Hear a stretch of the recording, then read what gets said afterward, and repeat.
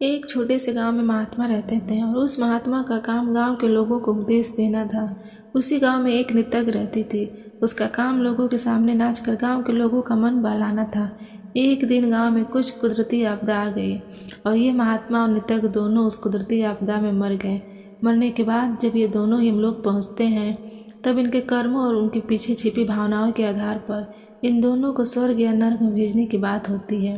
महात्मा को खुद को स्वर्ग में ही आश्रय मिलेगा, इस बात का अंदाजा था। दूसरी तरफ नृतज्ञ के दिमाग में ऐसा कुछ भी नहीं था। उसे तो सिर्फ फैसले का इंतजार था।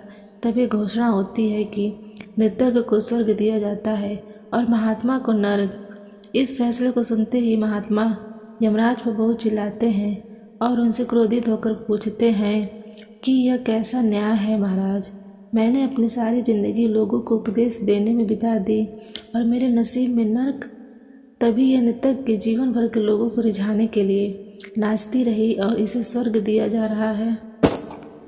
ऐसा क्यों, मेरे साथ यह न्याय क्यों? यमराज ने महात्मा को शांति से उत्तर देते हुए कहा कि यह नृतज्ञ अपना पेट भरने के लिए नाचती जरूर थी, किंतु उसके मन में यही भावनाएं थी कि मैं अपनी कला को ईश्वर के चरणों में समर्पित कर रही हूँ, जबकि तुम लोगों को उपदेश देते हुए भी यह सोचते थे कि काश तुम्हें भी नृतज्ञ का नाच देखने को मिल जाए।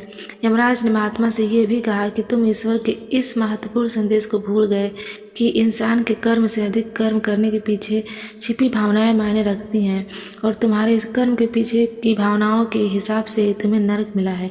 हम चाहे कोई भी काम करें पर हमारे उस काम करने के पीछे की नीयत साफ होनी चाहिए। अगर हमारी नीयत साफ नहीं है तो हमें दिखने में भले लगने वाले काम भी पुण्य की जगह पाप का ही भागी बना देते हैं।